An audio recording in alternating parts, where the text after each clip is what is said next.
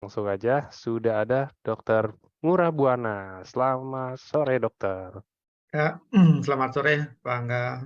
Sehat selalu. Sehat sehat. Dokter juga sehat ya, Dok, ya? Ini Ya, saya udaranya lagi parah sebenarnya sih harusnya kalau saya nggak kerja di MC mungkin saya sakit sih. Iya, soalnya ya, kayak keluar dikit batuk mungkin atau apa gitu loh.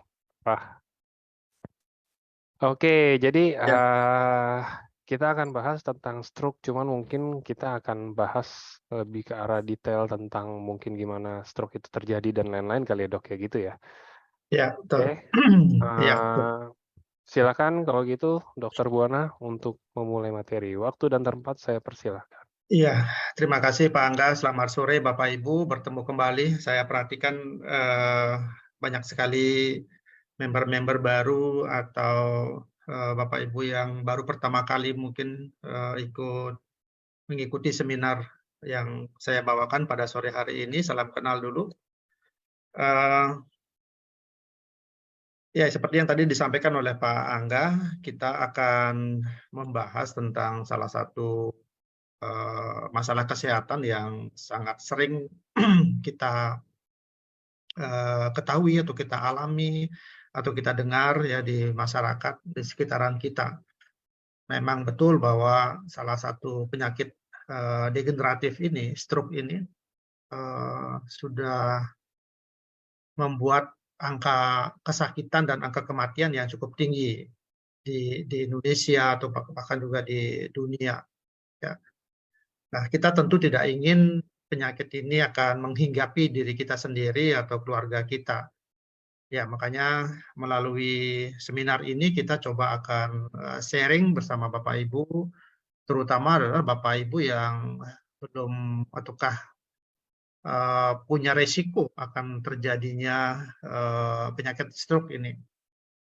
Ya, nanti faktor risiko apa saja yang bisa mengenai atau siapa-siapa saja yang memiliki risiko tinggi bisa terkena stroke ini, mari kita akan dengarkan bersama-sama, kita bahas bersama-sama. Ya. Uh, Jadi kalau kita berbicara tentang stroke, ya, yang kaitannya dengan organ otak kita, tentu ada tiga istilah-istilah ini yang Bapak Ibu harus ketahui. Ya.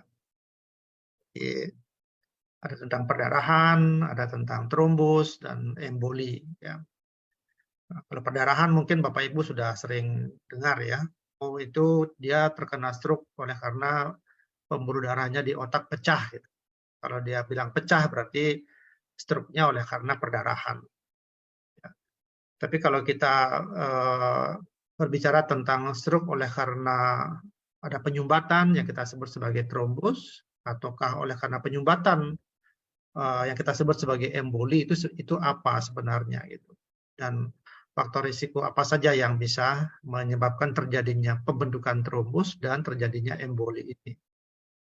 Nah, sebelum itu kita jelaskan, saya ingin mereview kembali, membahas ulang lagi bahwa salah satu komponen yang ada di dalam tubuh kita, yaitu darah, itu memang berfungsi untuk membawa oksigen dan nutrisi-nutrisi serta zat-zat lain ya yang memang dibutuhkan oleh tubuh kita itu menelusuri ke seluruh tubuh yang pada target organnya adalah sel ya. Jadi tanpa darah yang beredar di dalam tubuh kita, kita bisa ketahui bahwa sel ataukah organ, target organ itu pasti mengalami kerusakan. Ya, kalau dia sudah rusak berarti organ tersebut tidak mampu untuk bekerja dengan baik. Ya, jadi ada tiga komponen yang berhubungan dengan bagaimana darah tersebut sampai bisa ke seluruh tubuh. Ya. Yang pertama adalah jantung, ya, jantung kita sendiri sebagai pompanya. Yang kedua adalah pembuluh darahnya, dan yang ketiga adalah darahnya sendiri.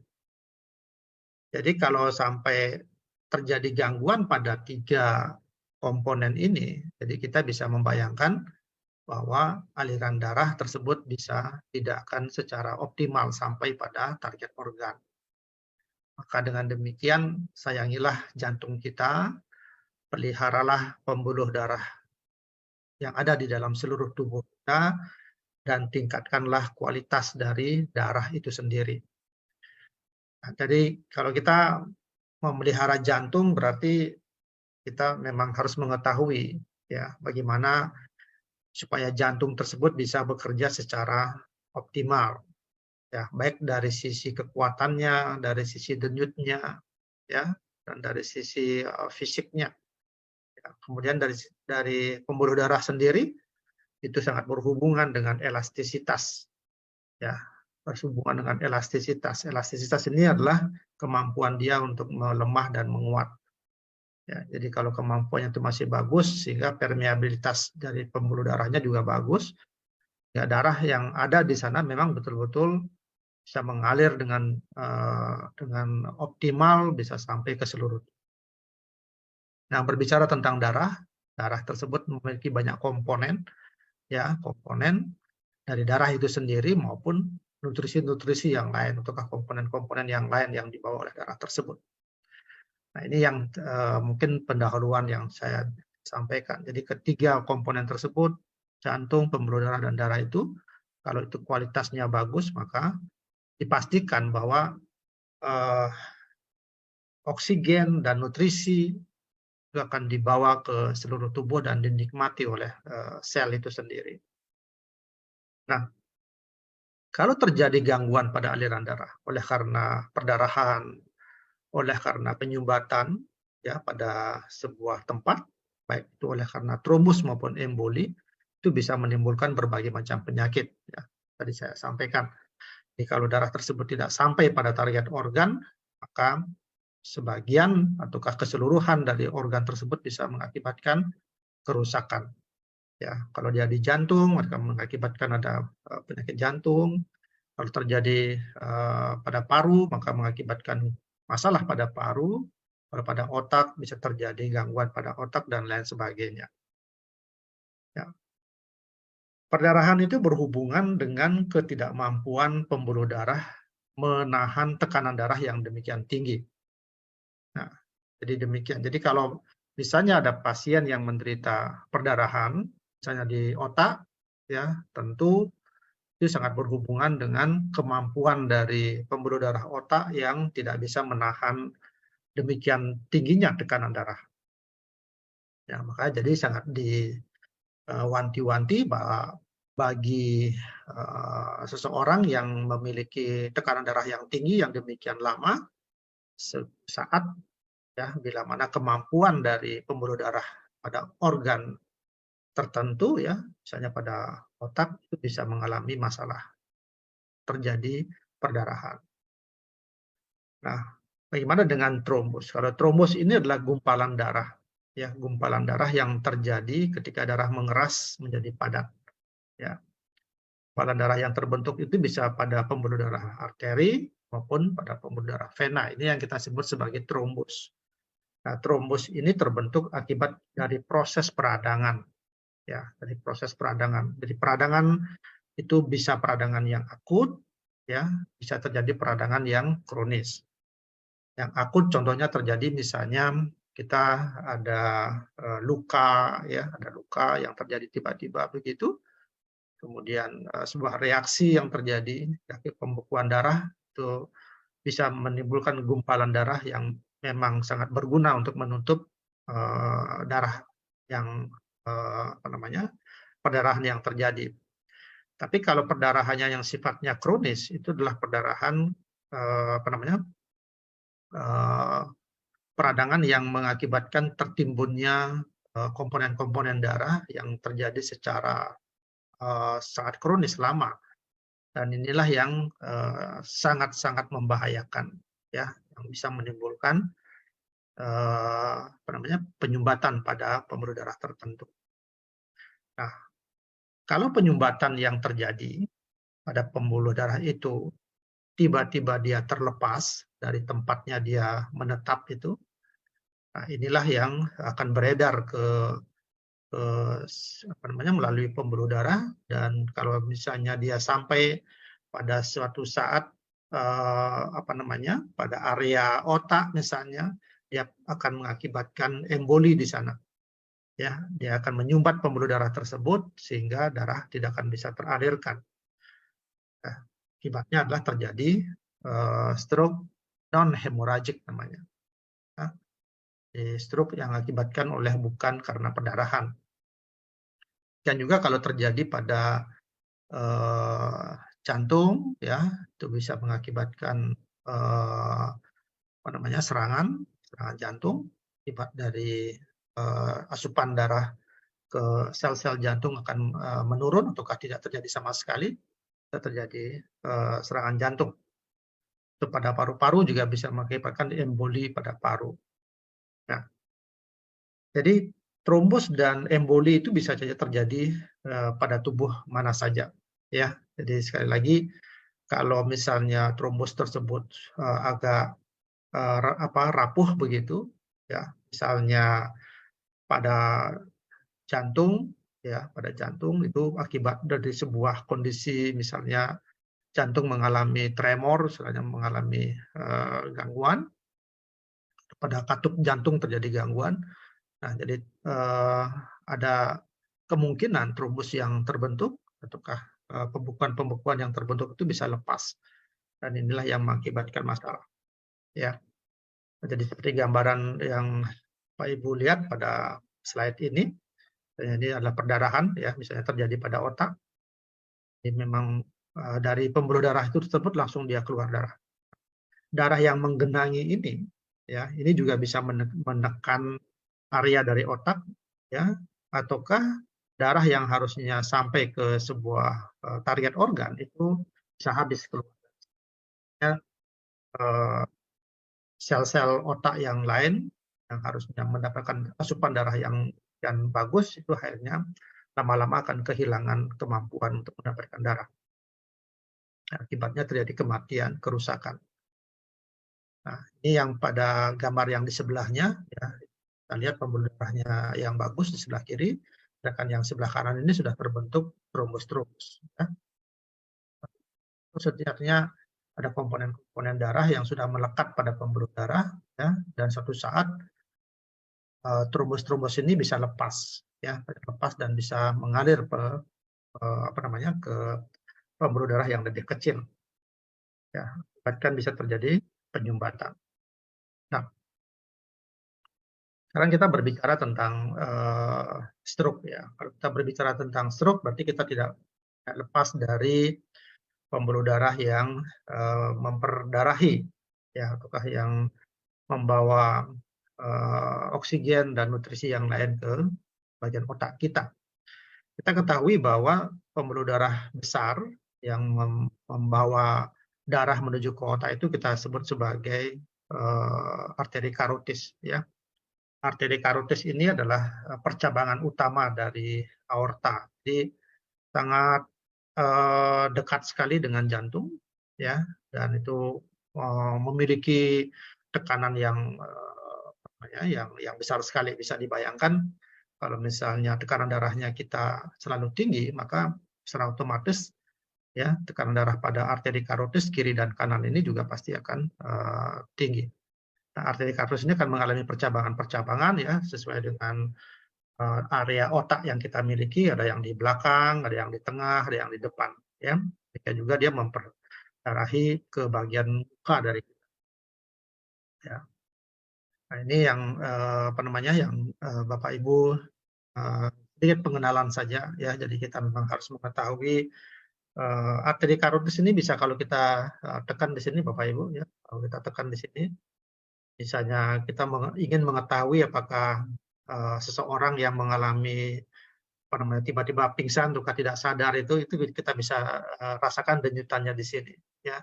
Jadi kalau masih ada denyutan di sini berarti ini ya, orang ini masih bisa hidup gitu, yang ini orang masih sedang hidup. Tapi kalau misalnya tidak, nah ini kita harus konfirmasi ke tanda-tanda yang lainnya. Jadi ini bisa kita kita bisa rasakan di sini. Ini yang Bapak tekan di sini, Pak Ibu tekan di sini, ini adalah arteri karotis. ya. Itu ya tambahan ilmu sedikit ya. Nah, tentang stroke mungkin seperti yang tadi saya sudah sampaikan ya, ini sebuah penyakit yang sudah tidak asing lagi buat kita semuanya ya. Jadi yang paling kita kenal adalah bahwa stroke itu dengan sebuah tanda-tanda klinis yang bisa berkembang cepat ataukah bisa tidak cepat ya, tergantung dari kausanya ya. Yang pasti itu berupa defisit neurologik. Ya, defisit neurologik itu adalah sebuah sebuah ketidakmampuan dari organ yang tadinya normal itu menjadi tidak normal, ya. Jadi yang berhubungan dengan saraf, ya. Misalnya kalau dia mengalami stroke, ada bagian-bagian tertentu di sebelah di bagian sebelah dari tubuh kita itu yang mengalami kemunduran. Ya, misalnya muka ya yang sudah turun begini ya, kemudian bagian tangan yang lemas begitu, tidak bergerak sama sekali. Itu bagian kaki juga mengalami hal yang sama ya. Nah, ini kalau ini perjalanan yang sangat cepat dan tidak segera untuk ditindaklanjuti, maka bisa mengakibatkan kematian untuk tanda-tanda penyebab yang lain ya. Jadi stroke ini merupakan sebuah penyakit yang memiliki morbiditas dan mortalitas yang tinggi, sehingga kita memang harus concern untuk mempelajari bagaimana tentang stroke itu sendiri dan apa akibatnya, dan apa yang bisa kita cegah agar kita tidak mengalami penyakit tersebut. Nah, kita kenal ada dua jenis stroke ya, jenis stroke non-hemorrhagic dan stroke dari hemorrhagic. Mungkin tidak terlalu penting buat kita, buat Bapak Ibu, kalau misalnya mengenali tentang stroke ini, ya. Tapi yang saya katakan di sini adalah bahwa kalau kita memiliki sebuah potensi, ya potensi resiko terjadinya stroke itu yang harus kita bisa jadikan sebagai warning, ya, sebagai pengingat buat kita. Jadi kalau misalnya Bapak Ibu memiliki faktor risiko yang seperti ini, yang ada dalam slide ini. Satu, misalnya memiliki hipertensi, ya tekanan darah tinggi, memiliki penyakit-penyakit kardiovaskuler, ya. Misalnya ada gangguan katup jantung, gangguan irama jantung, ya dan lain sebagainya. Kemudian pada komponen dari darah itu kita memiliki kolesterol yang tinggi atau trigliserid yang tinggi, asam urat yang tinggi. Kemudian ada penyakit yang satu ini, diabetes. Ya.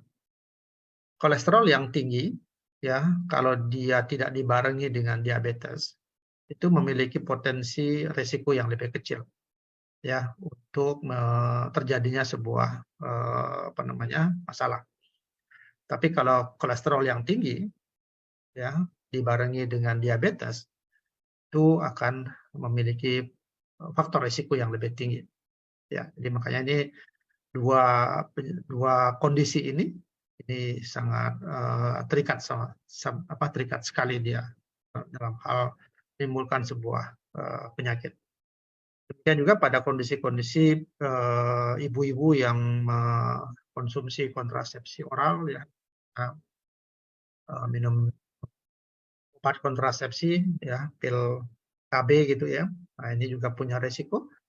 Kemudian Bapak Ibu yang mengalami obesitas, ya, yang demikian berat, kebiasaan merokok, ya, dengan jumlah yang banyak, kemudian penyalahgunaan obat, ini adalah mungkin yang dimaksudkan adalah narkotika dan konsumsi alkohol yang berlebihan dan dalam jangka waktu yang lama. Dan masih banyak lagi ya faktor-faktor risiko yang bisa menyebabkan stroke. Tapi 4 masalah ini, ya, faktor risiko yang 4 paling atas ini yang kita harus waspadai, ya, karena inilah yang paling sering membuat masalah, ya, dan bisa mengakibatkan penyakit stroke. tadi di dalam judul ada di sana tentang pembuluh darah otak dan jantung ya yang bisa mengakibatkan stroke. Dok, apakah stroke bisa terjadi akibat gangguan jantung?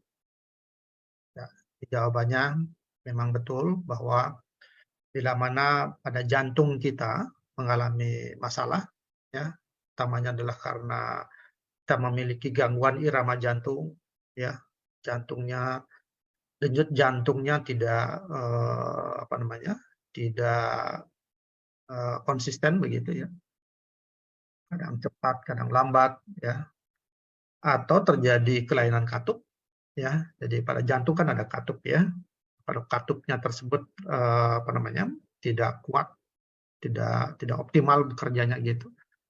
Nah, itu bisa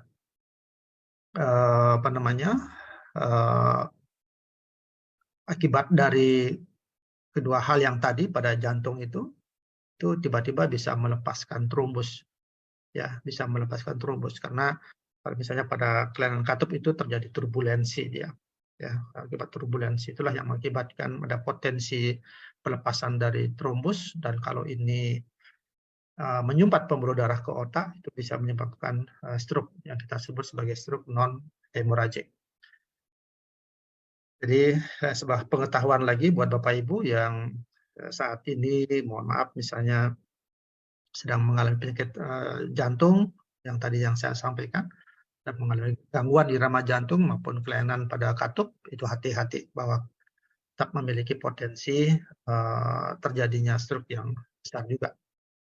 Nah, ini tanda-tanda dan gejala dari stroke ya, dan mungkin tidak terlalu banyak yang harus kita bahas ya. Sebagian besar adalah karena kehilangan motorik ya. Kehilangan motorik adalah kehilangan kontrol volunteer terhadap gerakan motorik. Jadi ada kelemahan ya, kelemahan dari anggota gerak tubuh kita, misalnya tangan dan kaki ya, ataukah muka kita. Kemudian sebagian juga kehilangan komunikasi ya. Ya, pasien tidak bisa berbicara ataukah ucapan kata-kata tapi kata-katanya tidak jelas gitu. Ya, ataukah tiba-tiba dia kehilangan kesadaran dan memang tidak bisa berkomunikasi sama sekali. Kemudian gangguan persepsi, ada kerusakan fungsi kognitif dan efek psikologis, disfungsi kandung kemih dan lain sebagainya. Jadi masih banyak tanda dan gejala, tapi ini sebagian umum seperti begitu. Nah, bagaimana kalau terjadi sebuah masalah jadinya stroke? Jadi ada penata laksanaan medis. Yang paling penting yang harus diketahui buat Bapak Ibu adalah bila mana ada saudara kita atau orang-orang yang di sekitaran kita sedang mengalami gangguan masalah stroke, yang paling penting adalah segera dibawa ke rumah sakit ya, karena pada fase akut ini ya, pada fase akut pada saat serangan pertama ini yang harus kita lakukan adalah mempertahankan fungsi vital, jalan napasnya, pernapasan, oksigenasi dan sirkulasi ini yang harus dipertahankan. Ya tidak mungkin orang stroke akan dirawat di rumah pada fase akut ya, pasti nanti kondisinya beda lain. Ya, yang kedua, dalam sebuah fasilitas di rumah sakit tentunya dokter akan melakukan sebuah tindakan-tindakan ya, apakah transfusi dengan trombolitik ataukah vasodilatif. Ya. Jadi kalau ada trombus misalnya, oleh karena stroke non hemorrhagic, dia akan memberikan obat untuk menghilangkan menghilangkan penyumbatannya yang kita sebut sebagai obat trombolitik. Atau kita memberikan obat-obat untuk melebarkan pembuluh darahnya, kita sebut sebagai vasodilatasi. Ya. Dan tindakan yang lain adalah pencegahan peningkatan tekanan intrakranial. TIK itu tekanan intrakranial. Ini juga harus kita tangani. Sebab kalau misalnya tekanan intrakranialnya terlalu tinggi, ya salah satunya oleh karena perdarahan. Ya, sebisa mungkin perdarahan yang bisa dilepaskan ataukah bisa dievakuasi, bisa diangkat begitu, mungkin bisa dilakukan melalui tindakan operasi. Jadi tindakan operasi itu bukan untuk menghilangkan ataukah menyembuhkan stroke-nya, tapi sebenarnya untuk lebih pada pencegahan peningkatan tekanan intrakranial dan mencegah kerusakan-kerusakan organ yang lain. Ya, jadi Ada stroke yang memang harus dilakukan operasi, ya, tergantung dari lokasinya, memungkinkan untuk dilakukan operasi. Ada stroke yang memang tidak memungkinkan untuk dilakukan tindakan operasi. Yang tadi penata laksanaan tadi yang itu berhubungan dengan pada fase akut. Nah, bagaimana kalau seandainya fase akut itu sudah terlewati, ya, fase akut sudah terlewati dan pasien bisa terselamatkan, maka pasien tersebut berada pada fase post akut.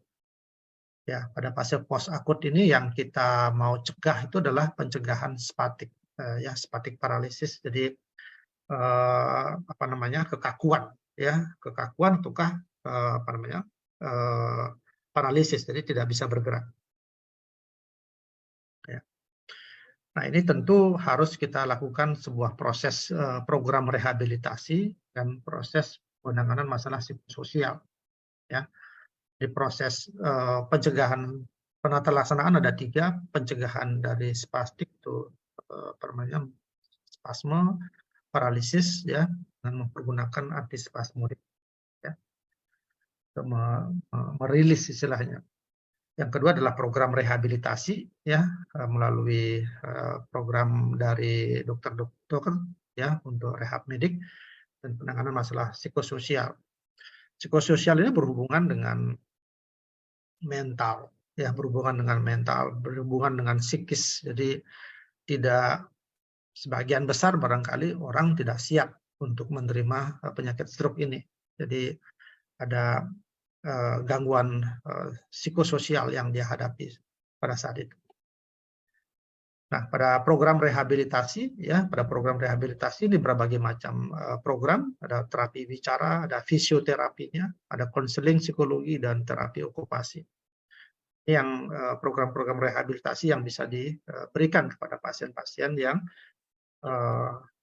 pasca stroke akut. Nah, ini penting buat Bapak Ibu, ya, yang mohon maaf misalnya sedang merawat pasien dengan merawat keluarga dengan kondisi stroke, ya, atau suatu saat mungkin nanti sebagai pengetahuan tambahan saja buat Bapak Ibu. Orang yang mengalami stroke dan melewati fase akut dan saat ini memang sedang menjalani terapi di rumah, ya, di samping kita memberikan nanti nutrisi-nutrisi tambahan yang saat ini kita kenal. Pasien tersebut harus dilakukan fisioterapi, rehabilitasi, ya, fisioterapi. Nah, kenapa kita melakukan itu? Ya, yang pertama adalah mengatasi kekakuan dari otot. Ya, yang kedua adalah bisa mengurangi rasa sakit, dan yang ketiga adalah meningkatkan kemampuan untuk bergerak. Ini yang harus dilakukan. Jadi walaupun dalam kesehariannya misalnya ada petugas fisioterapi yang datang ke rumah Bapak Ibu yang melakukan latihan-latihan fisioterapi, tetapi setelah yang bersangkutan pulang dari rumah Bapak Ibu juga harus melakukan hal yang sama. Atau pasien kita latih untuk melakukan kegiatan itu, sehingga memang apa namanya, latihan fisioterapi itu bisa dilakukan secara mandiri. Jadi bukan artian karena sudah ada petugas itu kan hanya beberapa menit saja ada di rumah, ya. Tapi keseharian kita di rumah kan panjang.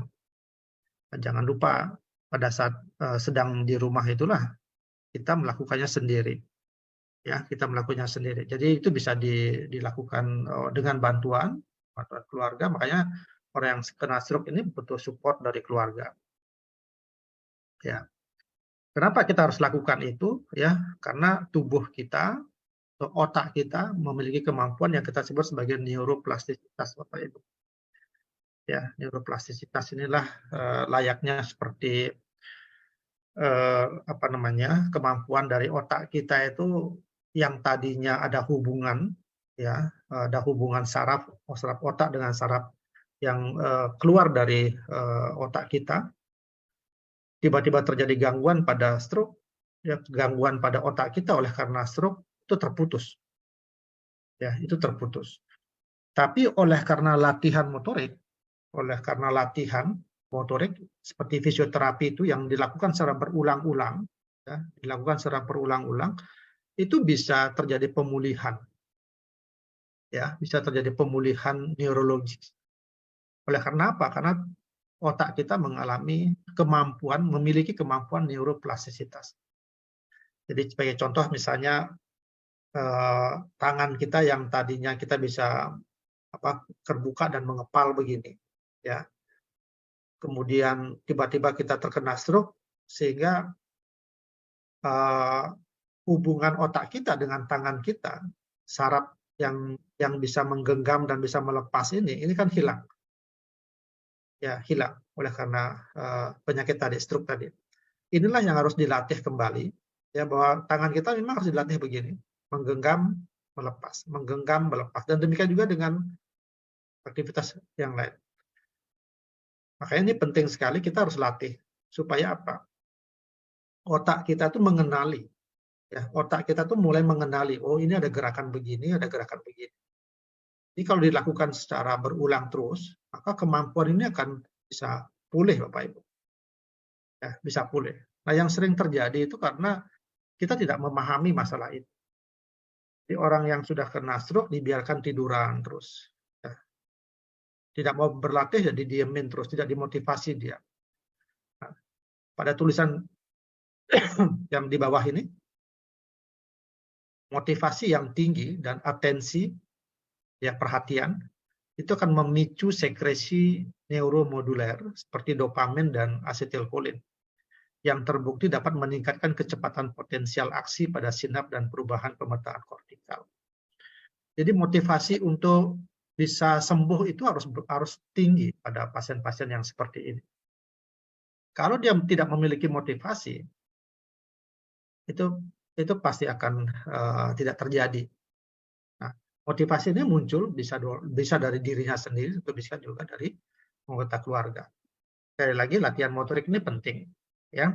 Nah, jadi neuroplastisitas itu adalah kemampuan otak dan sistem saraf manusia untuk berubah secara struktural dan fungsional sebagai respon terhadap stimulus lingkungan.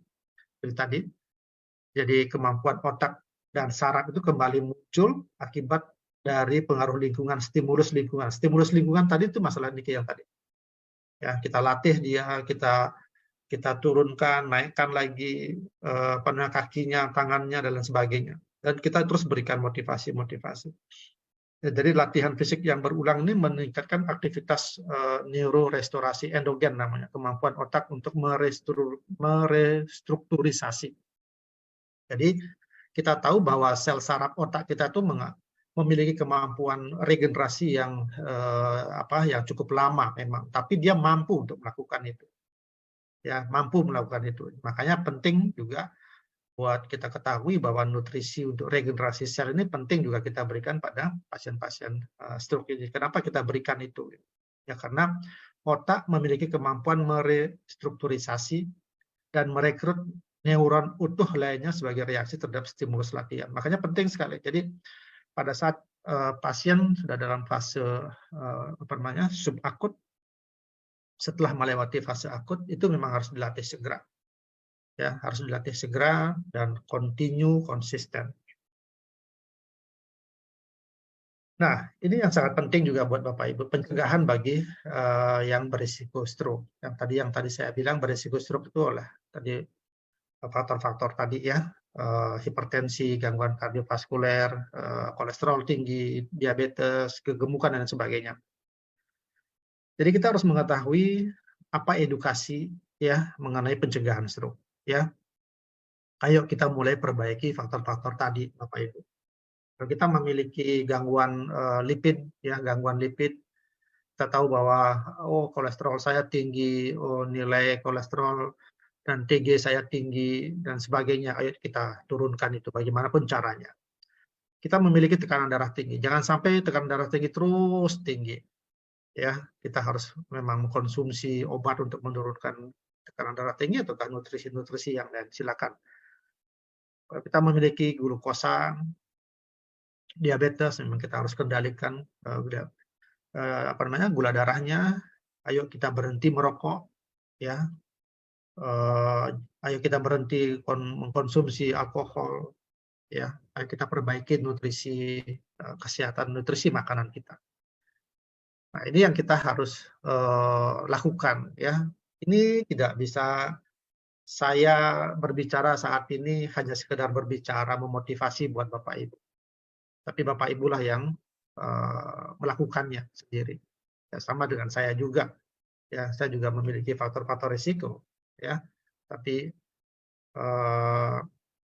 motivasi saya, motivasi keluarga juga yang mengingatkan saya. Jadi saya juga harus tetap menyadari bahwa saya memiliki faktor risiko yang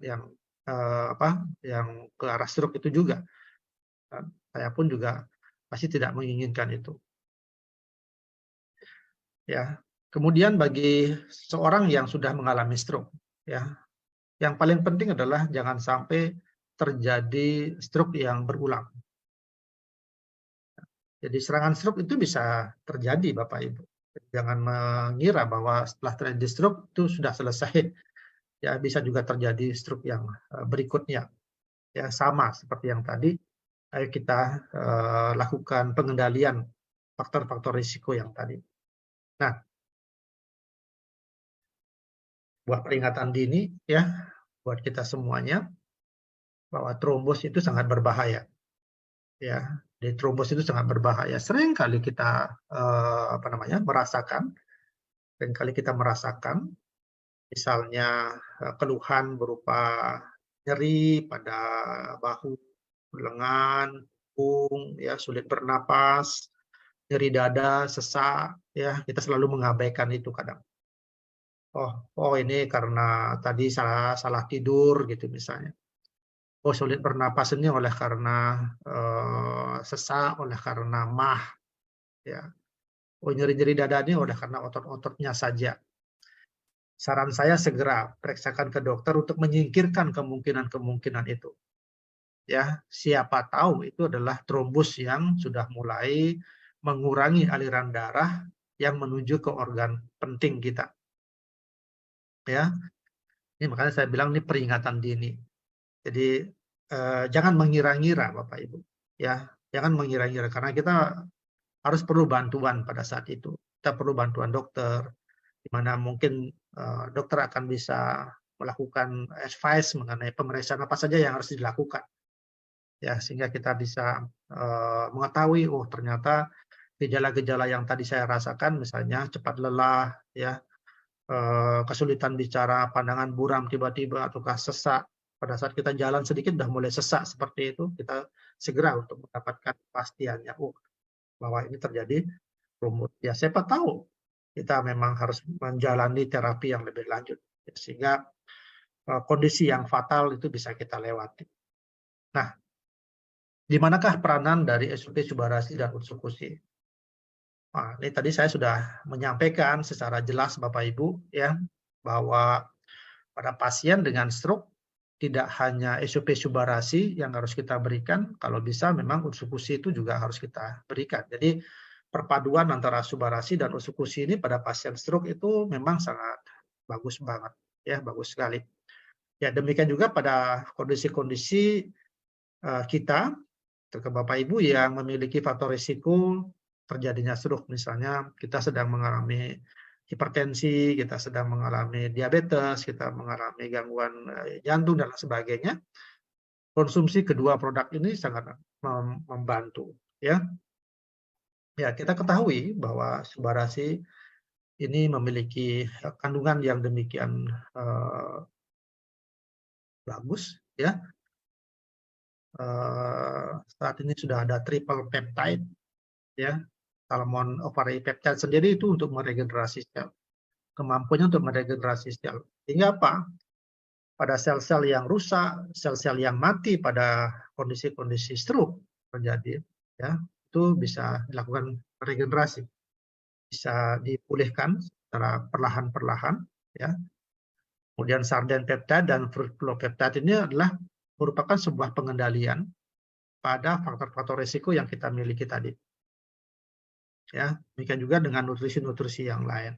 Ya, tentunya dengan nutrisi yang lain ini bisa akan membantu pengendalian dari faktor risiko ini. Ya, jadi tapi khusus untuk regenerasi sel ini kemampuan dari salmon ovary peptide. Ya, sedangkan komponen yang lain, sardan peptide dan fruit flour peptide ini, dan komponen-komponen yang lain, itu adalah mensupport dari sisi pengendalian untuk faktor-faktor risiko pada hipertensi, pada penyakit kardiovaskuler, kolesterol tinggi, diabetes, dan lain sebagainya. Ya, kenapa? Pada pasien-pasien yang mengalami faktor risiko ini, dia mengalami perbaikan secara berangsur-angsur, dan konsistensi untuk mengkonsumsi, ya, rutinitas untuk mengkonsumsi sesuaikan dengan kebutuhan, beberapa saset kebutuhannya, persilakan. Ini sangat penting sekali, ya. Nah, apa manfaatnya bagi orang stroke untuk konsumsi Subarasi ini? Ya, bisa meregenerasi sel, ya, yang mencakup regenerasi sel neuron yang dikenal memang sulit untuk beregenerasi, ya. Tampak perbaikan, ya, walaupun stroke-nya tersebut sudah berlangsung lebih daripada 6 bulan. Ya, banyak testimoni-testimoni yang sudah disampaikan oleh pasien-pasien yang mengalami stroke, kondisinya dari tidak bisa bangun, sudah mulai bangun, ya, dari tadi tidak bisa berdiri, sudah bisa mulai berdiri, dari tadinya tidak bisa berjalan, sudah mulai berjalan, ya, dan aktivitas yang lain. Kegunaan yang kedua adalah aliran darahnya meningkat, ya. Nah, ini sangat menguntungkan bagi stroke yang ischemic, ya, stroke yang oleh karena bukan perdarahan, ya, sehingga kekurangan aliran darah ke otak itu sudah bisa teratasi. Kemudian manfaat yang berikutnya adalah antiagregasi, ya, membantu mencegah stroke yang sekunder, ya. Kemudian tentunya dengan komponen nutrisi yang lain yang terkandung pada Subarasi tentu akan membantu stamina, ya, pada saat berlatih fisioterapi, ya. Dan kemampuan yang lain adalah pengendalian untuk hipertensi. Itu yang tadi sudah saya sampaikan. Kenapa ini penting sekali untuk mengkonsumsi SOP Subarasi. Nah, ursukusi yang kita kenal, ya, ursukusi yang kita kenal itu memiliki kandungan untuk glutathione, ya. Glutathione ini kita tahu sebagai anti radang yang sangat kuat, itu nanti bisa membuat potensi terjadinya peradangan-peradangan pada pembuluh darah sepanjang pembuluh darah itu akan mengecil, tidak terjadi sama sekali. Ya, memang kita penting sekali untuk mengkonsumsi juga baik pada pasien stroke maupun yang memiliki resiko itu. Di samping bahwa kita kenal yang Otsukushi Gold sekarang ini memiliki tambahan probiotik lagi, sehingga kemampuannya probiotik ini yang demikian luas, demikian banyak, yang salah satunya mungkin adalah perbaikan dari sisi pencernaan, sehingga kemampuan penyerapan pencernaan itu bisa menjadi lebih optimal, sehingga kualitas dari nutrisi yang masuk ke dalam pembuluh darah itu adalah betul-betul adalah pembuluh nutrisi yang memang dibutuhkan oleh sel kita. Ya, demikian juga kemampuannya dia untuk meningkatkan daya tahan tubuh kita. Kita tahu bahwa kalau dalam si stroke tentu daya tahan tubuh kita pasti akan menurun seiring dengan perjalanan dari stroke itu sendiri. Jadi tambahan ursukusi ini juga akan membantu, ya, membantu pada pasien stroke. Nah, jadi pilihannya tergantung dari Bapak Ibu, ya. Kalau dari kami memang menyarankan ke dua-duanya. Nah, keberhasilan terapi ini dipengaruhi oleh satu adalah pengendalian faktor risiko, tadi saya sampaikan, dan menjalani rehabilitasi. Dan yang kedua tentu obat-obatan yang memang kita harus konsumsi, sedangkan nutrisi kesehatan yang kita kenal itu sebagai supporting. Ya, jadi itu barangkali yang bisa saya sampaikan Bapak Ibu, ya, semoga bermanfaat. Jadi kita coba untuk lanjutkan dengan tanya jawab, ya. Waktu kami persilakan, dipandu oleh Pak Angga.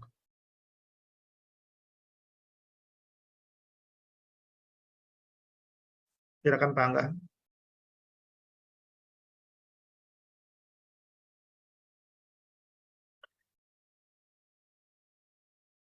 Kalau tidak, mungkin saya coba mulai.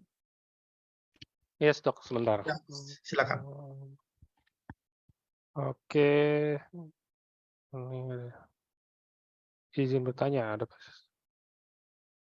Oh, ini ada pasien stroke, kalau jalannya katanya udah bisa, tapi mulai lutut sampai ujung jari itu kayak sarafnya nggak connect gitu loh, Dok. Kayak saraf sensorik udah hampir 2 tahun. Apakah itu masih bisa ya? Masih bisa diperbaiki gitu loh. Mungkin nggak nyambungnya kayak apa ya? Mungkin rasa sakitnya berkurang, peka terhadap rasa sakit atau apa kayak gitu mungkin ya. Kira-kira bisa nggak sih, Dok, kalau untuk itu kan udah masuk saraf ya maksudnya. Ya, ya kuncinya adalah konsistensi ya seperti tadi yang saya sampaikan. Jadi nutrisi yang sudah dikonsumsi saat ini itu tetap harus dilanjutkan ya, bila mana perlu mungkin dipertimbangkan takarannya. Dan yang tidak kalah pentingnya adalah melakukan rehabilitasi yang tadi saya sampaikan. Ya, tentu kalau kita menginginkan sesempurna seperti sebelumnya tidak terkena stroke mungkin tidak ya. Saya sampaikan pasti ada keterbatasan-keterbatasan oleh karena tadinya sel-sel saraf yang rusak, sel saraf yang mati tersebut mungkin tidak bisa sesempurna kembali ke seperti sedia kala. Oke, semoga menjawab ya. Next, ada juga yang tanya, darah tinggi itu gen bukan, Dok? Ataukah ada yang gen ya? Maksudnya gen itu yang keturunan gitu loh. Apakah darah tinggi? Apakah yang kalau kayak kolesterol enggak deh. Darah tinggi itu turunan ya? Iya, memang ada genetiknya ya. Tapi genetik itu bisa kita kendalikan. Tidak selalu orang yang memiliki keturunan darah tinggi selalu harus pasti darahnya tinggi gitu, tidak selalu. Jadi kita yang bisa menentukan. Kita mau mengikuti genetiknya kita ataukah kita melenceng dari genetiknya kita. Caranya seperti apa? Kendalikan. Ya, kendalikan terutama adalah ke faktor eksternal dan internal. Yang paling sangat mempengaruhi adalah internal kita. Jadi kalau ini contoh, sudah kita tahu bahwa bapak atau ibu kita atau nenek kita memiliki keturunan darah tinggi. Tapi kebiasaan kita adalah selalu mengkonsumsi minyak-minyak yang banyak atau makan makanan yang berlemak, ya konsumsi karbohidrat yang tinggi gitu, mengkonsumsi makanan-makanan yang berasin gitu, yaitu kemungkinan besar akan lanjut dia. Gitu. Tapi kalau kita mengetahui bahwa ada potensi ke sana, kita lakukan diet yang menyesuaikan ya pola hidup yang bagus, bisa saja hipertensi itu tidak kita miliki. Oke, jadi soalnya kan gini, Dok. Lagi itu kita pernah bahas gangguan-gangguan kesehatan yang turunan itu kayaknya sulit untuk terbantu dengan produk ini karena kita nggak bisa untuk membantu yang udah keturunan, emang udah bawaan dari lahir gitu kan. Maksudnya tapi kalau ini berarti masih bisa tapi dengan kontrol di kitanya sendiri ya. Kayak misalkan jaga makan dan lain-lain gitunya pastinya kan. Iya, produk kita bukan untuk mempengaruhi genetiknya, Pak. Tapi faktor resikonya yang kita kendalikan. Itu. Jadi kemampuan dari nutrisi kita itu bisa mengendalikan itu. Orang yang tadinya kolesterolnya tinggi itu kan bisa dikendalikan kolesterolnya. Yang tadinya sel-sel pembuluh darahnya mulai mengeras begitu ya, itu bisa diperbaiki sehingga lebih elastis lagi. Ya. Kemudian Oke. komponen-komponen darahnya itu bisa diperbaiki melalui regenerasi sel dan lain sebagainya. Jadi kita kerjanya di situ. Jadi bukan pada genetiknya, gitu. Oke, sip.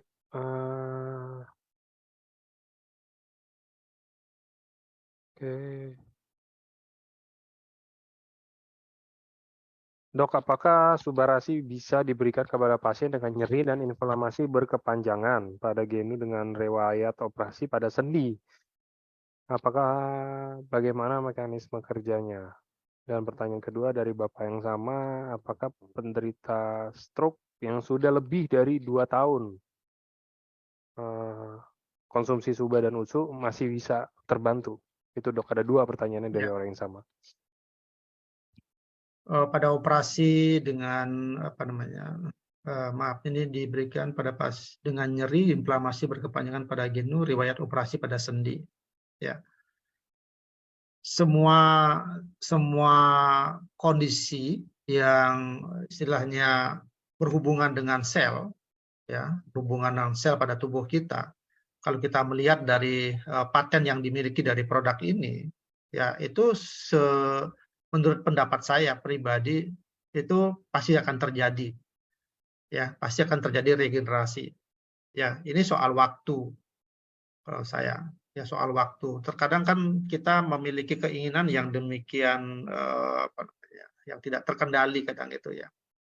Kita pengen cepat-cepat, ya cepat sembuh, gitu ya, cepat membaik gitu. Kalau tidak sembuh, tidak membaik, yang disalahin adalah produknya gitu. Ya, ini yang mungkin yang tadi motivasi, kekuatan informasi, edukasi terhadap produk ini itu harus diperkuat, dan pasien sendiri itu juga memiliki peranan penting, Pak Angga. Ya, kalau dia tidak meyakini produk ini sedari awal dia minum, itu tidak ada gunanya, Pak. Ya, karena apa? Secara energi pada pasien itu menolak, Pak.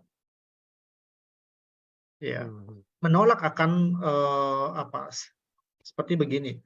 Sekuat apapun obat yang kita minum, sehebat apapun obat yang kita minum, tapi kalau pasiennya sudah menolak, itu tidak ada manfaatnya. Ya, sama dengan nutrisi kesehatan kita ini. Kalau dari awal dia sudah mengatakan bahwa produk apa lagi ini gitu, ya itu tidak kuat.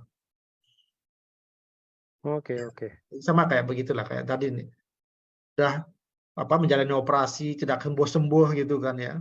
Mungkin sudah berulang kali mengkonsumsi produk-produk yang lain di luar dari ini dan tidak mengalami kesembuhan. Inilah orang yang mengedukasi ini, keluarga yang memotivasi ini harus betul-betul dia mendapatkan taste-nya, rasa, mendapatkan energinya dari pasien itu. Kalau pasien itu mengatakan bahwa ini akan menyembuhkan saya, pasti akan membantu. Karena apa? Itulah stem cell itu akan terbentuk, Pak. Itu kalau saya pribadi ya pengalaman saya ya. Yang kedua tentang stroke yang sudah lebih dari 2 tahun. Tadi di dalam slide saya sudah saya sampaikan. Ya, stroke yang lebih dari 6 bulan itu pun bisa membaik. Karena apa? Karena tidak seluruh sel-sel saraf kita itu mengalami kerusakan. Ya, ada sel-sel saraf kita yang masih bagus di sekeliling dari yang rusak tersebut. Itulah yang dimotivasi dia, ditingkatkan kemampuannya untuk bisa mengambil alih peran dari itu, karena otak kita memiliki kemampuan neuroplastisitas. Sel-sel saraf kita mampu untuk merestrukturisasi sel kita. Tapi sekali lagi itu masalah konsistensi, rutinitas, dan motivasi kita untuk sembuh. Kembali ke sana. Oke, jadi itu ya pertanyaannya. Jadi ada yang tanya lagi nih, jadi bisa untuk jawaban-jawaban dari yang tadi ya, ada yang 8 bulan, ada yang 5 tahun, ada yang setahun gitu kan. Oke.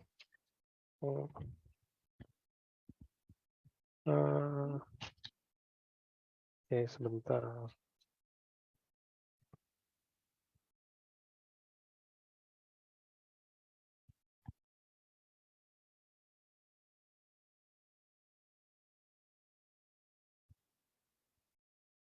Oke. Dok, ini ada yang tanya tentang PSA. Saya nggak tahu nih, PSA ini hitungan apa nih ya. Jadi Suba 3 utsu 1 Suba. PSA itu untuk ini Pak, prostat Pak. Oke. 3 utsu 1 Suba pagi dan malam untuk PSA yang 2000, tapi sekarang malah jadi 4000. Apa Subanya harus ditambah atau gimana, Dok? eh,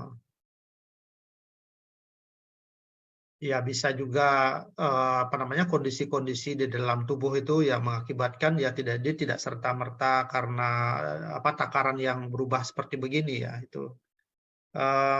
Tapi kan kita bisa melakukan sebuah upaya saja ya. Mungkin kita main coba-coba gitu ya, Pak Angga ya. Mungkin kita main coba-coba artinya takarannya mungkin kita bisa lakukan ini dinaikkan, ini diturunin gitu kan. Sekali lagi ini kan karena makanan kesehatan, nutrisi kesehatan. Jadi kita bisa melakukan itu. Oke. Ya. Silakan saja kalau kita mau rubah dosisnya, takarannya, yang tadinya 3 ursu 1 ubah, sekarang dirubah 3 suba 1 ursu misalnya, ya itu silakan saja. Ya. Karena produk kita ini memang bukan untuk PSA gitu Pak. Memang Oke. bukan Nggak diperuntukkan khusus ya, untuk maksudnya menurunkan PSA bukan. gitu dan sebagainya gitu. Ya, oke. Eh, apakah ada yang mau tanya lagi nih? Kayaknya nggak ada yang tanya lagi. Udah paling bawah, kayak nggak. Itu ada yang nanya masalah tekanan darah tinggi ya 150/120. Oh iya, itu apakah harus konsumsi obat medis? Ya, inilah pengetahuan yang sangat ini sekali sebenarnya buat Bapak Ibu ya. Jadi sekali lagi produknya kita itu bukan untuk menurunkan tekanan darah gitu. Jadi obat kita bukan untuk itu. Uh, Jadi kalau misalnya tekanan darahnya sudah sangat tinggi seperti itu, ya silakan konsumsi obat-obatan dulu, ya obat-obatan yang diberikan oleh dokter. Jadi sudah wajib minum, ya sudah wajib. Nah produknya kita Barasim dan Utsukushi itu pendamping, ya pendamping yang mensupport istilahnya. Ya suatu saat nanti kalau tekanan darahnya sudah mulai turun secara konsisten begitu, dokternya sudah menurunkan dosisnya, ataukah dokternya mengatakan bahwa ini tidak perlu lagi obat, ya sehingga yang kita konsumsi hanyalah nutrisinya kita saja. Oke.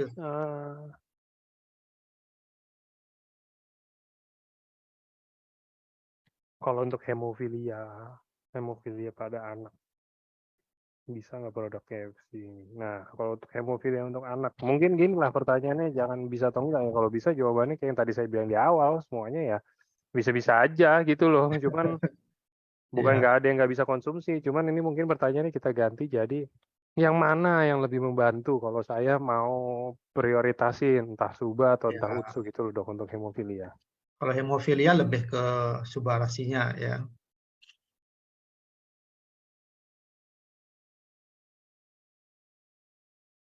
Oke.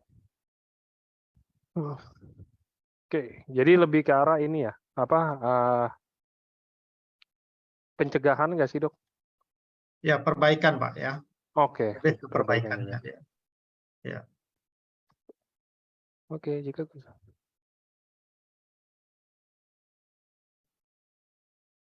ini pertanyaan bukan oke. Nah, ini ada yang menarik, ada yang bagus. Jadi ada yang tanya, apakah produk KFC bisa untuk pengidap HIV? Gimana takarannya? Gak bisa. Cuman kita, aduh kemarin itu saya lupa ya, bisa membantu pasien HIV yang kenapa gitu loh, udah pengobatan atau apa gitu. Coba kalau menurut dokter Buana, ada yang bisa bantu nggak dok? Kayak dari Utsu sih terutama kayaknya ya, dari produk-produk kita. Ya. Ya, Utsukushi kan itu meningkatkan daya tahan tubuh ya. Sedangkan pada HIV itu kan terjadi imunodefisiensi dia. Ya, imunodefisiensi. Jadi kemampuan daya tahan tubuhnya itu ditekan gitu kan ya. Nah, inilah saling kuat-kuatan sekarang antara apa namanya? Kuatnya HIV-nya ya, virusnya dan kemampuan dari Utsukushi-nya untuk meningkatkan apa namanya? Daya tahan tubuhnya ini gitu. Ya, daya tahan tubuh ini kan berhubungan dengan sel darah putihnya kan gitu ya. Jadi itu. Jadi apakah subarasi juga dibutuhkan? Ya memang pasti dibutuhkan. Nah, kan namanya juga kan imunodefisiensi. Jadi komponen darahnya itu pasti akan dioptimalkan dia dari sisi jumlahnya gitu kan ya. Jadi penting ada subarasi di samping dengan utsukushi. Yang paling penting memang utsukushinya gitu ya untuk melawan efek dari virus itu.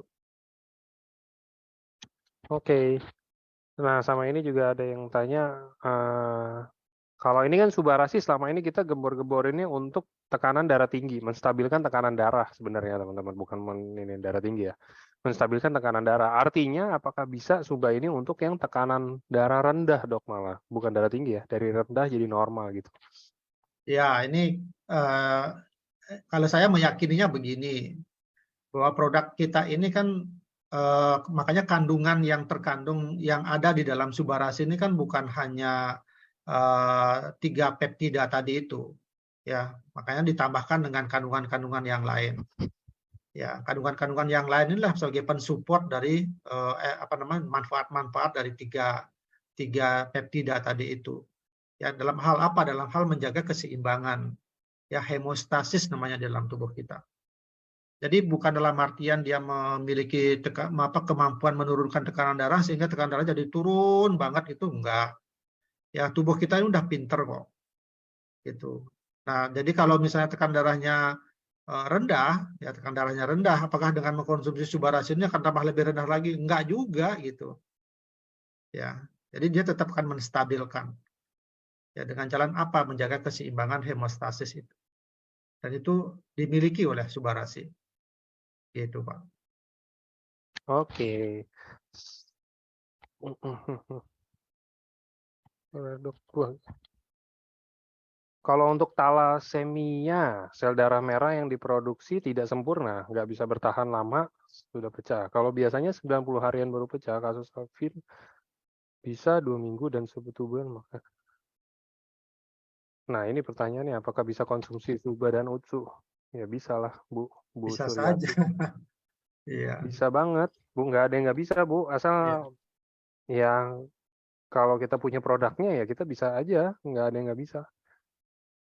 Dan untuk talasemia mungkin emang bisa membantu ya dok ya. Dari sisi apanya dok kalau talasemia? Ya, kembali lagi ke masalah morfologi atau bentuk dari sel darah merahnya itu kan ya. Jadi, sesuatu yang tidak bagus dibuat jadi bagus gitu kan.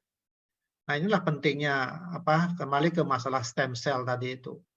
Jadi ada sebuah trigger yang ada di dalam nutrisi ini yang mengatakan bahwa stem cell tolong perbaiki dari sel-sel darahnya aku dong gitu. Jadi seperti itulah konsepnya kita mengaktifkan stem cell. Ya. Jadi kalau misalnya dia mengatakan ini darahku rusak loh gitu, ya stem cell pasti akan membuat yang lebih bagus gitu. Nah itu ya ajaibnya gitulah ya Pak Angga yang tadi Jadi saya. yang ajaibnya itu bukan produk kita tapi stem cell-nya ya. Itu harus dipahami. Jadi Iya ya yang betul. yang menyembuhkan, yang berfungsi untuk menyembuhkan sebenarnya bukan produk kita, tapi stem cell kita Stem sendiri cell. yang diaktifkan dengan produk kita. Benar ya dok ya? Iya betul betul. Produk kita itu mengaktifkan, ya Hmm. mengaktifkan, men-trigger gitu, yang bisa meningkatkan semacam message kimiawi gitu ya. Ya kan teman-teman yang kreatif kemarin membuat di TikTok itu kan bagus sekali tuh. Ya bagaimana caranya nutrisi kita itu bisa mengaktifkan stem cell gitu kan ya. Itu Ya. bagus banget tuh. Ya, saya sangat setuju teman-teman yang sudah membuat itu video-video begitu. Jadi kalau saya sebenarnya punya logika. Ini logikanya ini lebih ke arah. Jadi teman-teman gabung di EFC belinya itu beli produk ini, produk kita ini kunci. Nah, ibaratnya kunci. Sedangkan kita mau cari harta karun nih, peti harta karun. Ya udah, ada banyak cara untuk buka peti harta karun, tapi salah satunya ya dengan produk kita, kunci. Tapi kalau teman-teman nggak mau pakai kunci, teman-teman mau dipakai kapak mau apa, ya bisa-bisa aja. Cuman kan lebih ribet satu, ya dong, lebih mahal, lebih bingung juga nyari kapak di mana ya kan hari gini. Itu bisa juga. Nah, kita kasih yang simple, teman-teman cuma beli kunci, dapat harta karunnya, colok buka, sembuh. Itulah harta karun itu, kesembuhan maksudnya. Jadi mau cari mungkin kesembuhan, kesehatan dan lain-lain ya kita nggak bisa kasih itu, tapi kita bisa kasih kunci untuk itu. Jadi bisa nanti teman-teman konsumsi itu biar stem cell-nya aktif kembali, ya kan? Jadi sembuh, jadi membaik. Itu loh kira-kira ininya. Iya. Oke,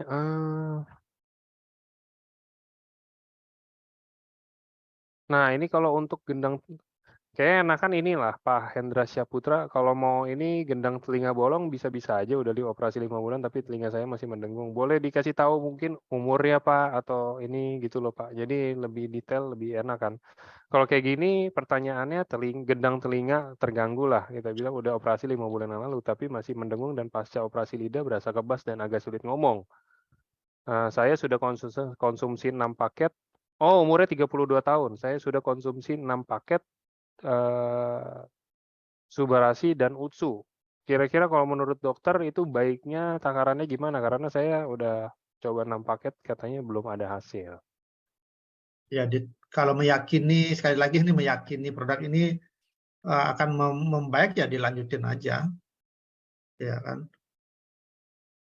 Ya 6 paket itu kalau hitung-hitungan waktu ya dibandingkan dengan sakit yang diderita itu kan masih sangat masih sangat singkat sekali kan gitu ya.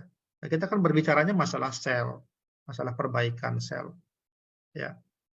Apalagi ini masalah berhubungan dengan sel sarafnya yang sel saraf untuk pendengaran gitu kan. Ya, kita tahu bahwa sel saraf tersebut kan dia memiliki kemampuan regenerasinya kan lama dia.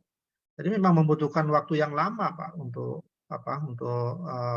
penyembuhan dan menginginkan sebuah keberhasilan pendengarannya akan kembali ya. Kemudian tidak mendengung lagi gitu kan. Ya itu kan kami sih mendoakan agar apa yang diinginkan itu tercapai gitu kan. Tapi kan ini masalah waktu kalau menurut saya. Oke.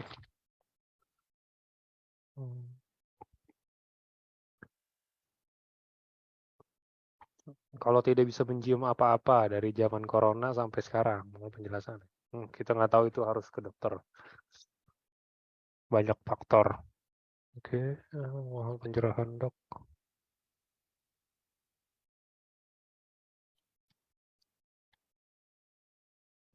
Detox itu nggak ada. Jadi ini yang tanya untuk detox. Kalau saya udah tanya di beberapa dokter, detox itu nggak ada katanya. Nggak ada tuh proses detox habis ini. Adanya ya, apa ya dok ya bahasanya ya? Adanya setelah konsumsi gitu ya ada reaksi-reaksi aja gitu ya, bukannya Reaksi-reaksi detox ya. kan. Nah, Ya, ketidakmampuan tubuh untuk menyeimbangkan produk ini itu muncul sebuah reaksi-reaksi aja. nggak ada kalau mau detox itu. Air putih, campurin stroberi, jeruk, apel segala macam ditaruh di lemari es seminggu baru diminum. Itu juga belum tentu tuh. Saya nggak yakin tuh itu air-air detox zaman dulu kan itu. Tapi kita nggak ada membuat detox ya teman-teman. Jadi nggak ada proses detoksifikasi yang terjadi kalau kita setelah konsumsi produk, adanya itu reaksi-reaksi karena tubuh yang tidak siap mungkin menerima produk. Ya mungkin sebenarnya itu cuma di beberapa contoh kasus sih, mungkin dari 100 orang mungkin hanya 2-3 orang gitu. Saya belum pernah tes juga sih, cuman menurut saya kayak begitu karena sangat sedikit yang kayak begitu. Sangat sedikit yang tidak cocok karena sisanya ya udah minum-minum aja, malah mau nambah terus kan. Ya gitu aja. Kalau ketidakcocokan, ya itu ya ketidakcocokan yang tadi udah dijelasin, nggak siap mungkin, nggak siap.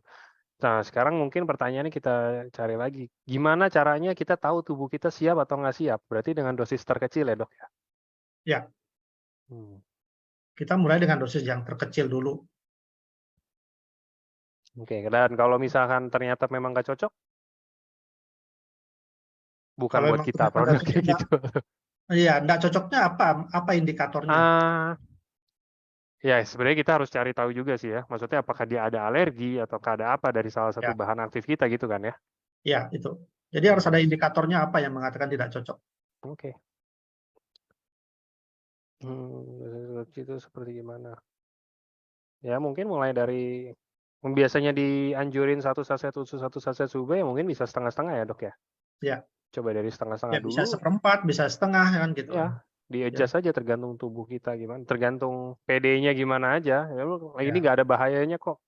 Konsumsi saya pernah ada lihat itu orang, ya bos saya sih, konsumsi satu box langsung sehari juga nggak kenapa-napa gitu kan. Satu box dalam 15 menit. Lagi itu Utsu Gold kayaknya. Oke. Saya punya keluhan ada tumor di dalam tulang punggung belakang dan kondisi saya sekarang tidak bisa berjalan dan kalau saya sering kebas, saya sudah konsumsi SOP Suba dan Utsu 2 paket, tapi belum ada hasil. Dilanjutin aja pasti. Dilanjutin. Ya kalau yang kayak Ya, gini-gini mungkin pertanyaan-pertanyaan serupa ya dilanjutin aja ya dok ya. ya. Dilanjutin Ya, dan sembari apa kembali sih? lagi bahwa masalah keyakinan tentang Iya produk kita itu. benar. Sebenarnya keyakinan itu ya bisa semua. Satu, belum ada terjadi apa-apa. Ya emang mau terjadi apa kan? Yang kedua, kecuali kita sebelum konsumsi ya kita emang benar-benar udah yakin nih. Atau kita mau ngetes deh gitu kan. Sebelum konsumsi kita tes dulu, tes lab atau apa gitu. Saya sering anjurin tuh ke orang-orang dan banyak orang-orang melakukan juga. Kayak contoh ya, misalkan tekanan darah saya 160 nih bilangnya. Saya udah tes nih, terus saya konsumsi Suba nih selama 1 bulan, terus saya tes lagi dengan pola hidup yang sama, dengan pola makan yang sama, jangan dirubah. Kalau misalkan sekarang saya sehat-sehat aja nih, pola hidupnya sehat, terus saya konsumsi Suba. Oh saya makan tiap hari nasi goreng sapi, ya kan, sate kambing, apa segala macam tanpa makan buah, tanpa olahraga. Ya sama-sama aja itu malah makin lebih parah. Ntar kesini lagi bilangnya, ya saya konsumsi Suba 2 saset sehari malah makin parah gitu. Baru kayak begitu ngomong kan ya padahal kita pola hidupnya berubah bener dong itu kan Ya, nggak make sense gitu loh menurut saya gitu kan jadi kita harus pola hidup yang sama atau bahkan ya kita tes kita fair fair play aja gitu loh maksudnya kita ya betul. sebelum kita coba kita lihat dan satu lagi kita harus ikutin pola hidupnya semuanya yang sama jangan ada yang dirubah ya even rubah pun rubah dikit lah misalkan gitu kan tadinya makan nasi 1 porsi jadi 1,5 porsi ya masih oke lah gitu loh bukan yang kayak setiap hari saya makan buncis sayur bayam apa segala macam ayam apa gitu besoknya udah habis konsumsi suba ayo kita makan pagi sore merdeka ya kan wah itu kelatak tuh udah ya kayak gitu ya tetap aja ujung-ujungnya ya sama-sama aja itu kira-kira ah izin konsumsi kenapa malah seluruh bantal bentol-bentol sebaiknya dihentikan oh, kemungkinan dia alergi nah kalau alergi ya ada kemungkinan ya dok ya kalau produk kita alergi ya emang karena di boxnya juga tertulis mengandung alergen sih Iya, ada kemungkinan. Ya makanya ini kan dosisnya bukan terlalu tinggi sih, dosisnya sudah 2 Suba 2 Utsu gitu kan ya. Ya Mm-mm. kalau misalnya kita mau mengadaptasikan tubuh kita ya mungkin kita mulai dari dosis yang kecil aja dulu. Tapi dengan dosis Dikurangin yang nih kecil berarti ya dok ya dia masih tetap alergi gitu bentol-bentol ya mungkin yang bersangkutan memang dia betul-betul alergi banget dia sama produk kita. Hmm. Yes Atau bisa kita bisa dicoba ya pilih itu ya atau kita bisa pilih satu-satu aja dulu kita kasih misalnya Subarasi dulu. Kalau memang Subarasinya bentol-bentol ya berarti memang itu. Siapa tahu unsur tidak itu kan ya. betul Ya, jadi bisa kita pilih lah gitu. oke Eh,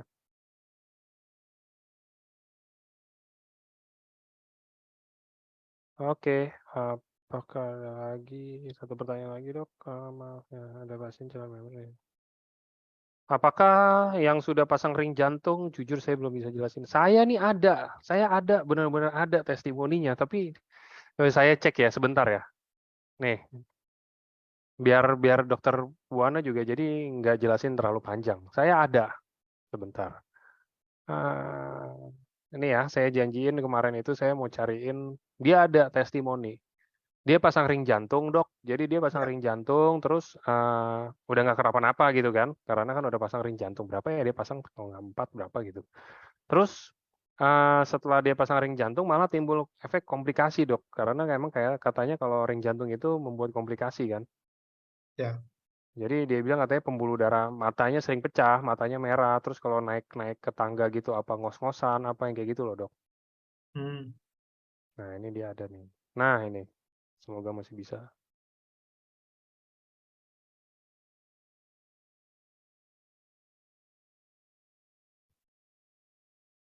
Hmm.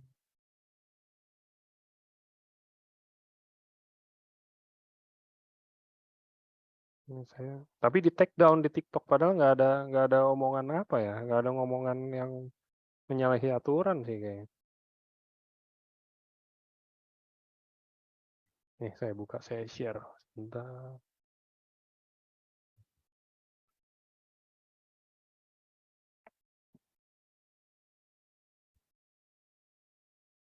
Oh nih kedengeran nggak suaranya sebentar. Saya share ya dok, izin share ya dok. Ya, silakan.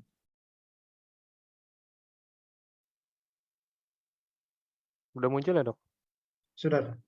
Saya ini survivor bypass Suara jantung. ada Nah ya? ternyata waktu Ada. pandemi Oke. saya nggak bisa ke dokter. Nah kemudian saya naik tangga ngos-ngosan. Nah apa yang terjadi? Saya ingat, wah waktu itu ngeri banget ya karena bypass jantung itu ya akibatnya. Nah teman datang bawain makanan kesehatan nih, makanan kesehatan dari mana? Dari Jepang. Wah udah, karena nggak bisa ke dokter, Singapura nggak bisa, Jakarta nggak bisa, akhirnya saya coba. Setelah saya minum 2-3 hari, apa yang terjadi? Saya naik tanggalnya nggak ngos-ngosan lagi. Saya bilang ini ajaib banget. Setelah saya minum ini, berbagai penyakit lainnya pun hilang. Saya alergi, saya pernah GERD itu udah kayak orang tercekik ya. Setelah saya konsumsi SOP ini, sangat luar biasanya, itu tidak pernah terjadi lagi. Alergi karet saya juga hilang. Tremor saya yang tadi saya pikir ini karena jantung itu juga hilang. Nah yang luar biasa, saya ternyata tuh sudah mengurangi obat-obatan dari dokter termasuk pengencer darah. Kenapa? Saya minum pengencer darah itu pembuluh mata saya pecah. Waktu pernah periksa lab, dokter bilang, Pak, obat pengencer darah ini seminggu 2 kali saja. Nah, padahal saya itu hampir nggak pernah minum lagi karena saya efek sampingnya tadi. Nah, ini yang luar biasa. SOP ini sangat membantu kesehatan saya. Hasil labnya juga jauh lebih bagus. Dan saya yakin percaya karena saya nggak minum obat-obat lain, saya nggak minum yang lain-lain, saya cuma minum SOP Subarasi sama Utsufushi, produk dari Jepang ini. Ya, karena ini makanan sehat, saya yakin banget ini bisa membantu. Nah gitu kira-kira. Itu ya dok ya. Bener kan ya apa yang bukan bener sih ya ini testimoni cuman masuk akal kan ya dok ya. Jadi yang bikin perdarahan itu bukan bypass jantungnya, Pak. Itu karena dia obat-obat konsumsi pengencer darah ya. obat pengencer darahnya itu ya. Oke. Iya ini saya mau sih share videonya. Cuman saya tuh udah share di TikTok kemarin itu. Cuman di take down. Di take down gara-gara katanya ada penyalahan aturan. Saya bingung penyalahan aturan apa. Dia bilang scam. Apa scamnya orang ini? Orang cuman sharing kan maksudnya? Enggak yang gimana banget. Nanti saya share ulang di TikTok ya teman-teman, ditunggu ya. Bukan akun TikTok saya, akun TikTok EFC. EFC Life Science Official nih saya tulisin. Di situ banyak testimoni kok, saya udah bikinin playlist. Jadi teman-teman yang mau iniin apa semuanya bisa. Oke, kayaknya sudah tidak ada yang bertanya lagi. Dan tadi video tadi menutup perjumpaan kita. Terima kasih Dokter Buana untuk waktunya. Sama-sama. Ya. Dan terima Semoga kasih untuk bermanfaat. siap. Dan terima kasih untuk teman-teman semua yang masih antusias ya kan, masih ini banget, masih setia setiap Sabtu. Ini ada yang oke. Iya benar. Oke, terima kasih kalau gitu semuanya. Sampai ketemu lagi dok. Mungkin Sama-sama. beberapa Sampai minggu ketemu. lagi. Happy weekend, Pak Angga. Siap, Bapak, Ibu siap dok. semuanya. Terima kasih. Selamat sore semua.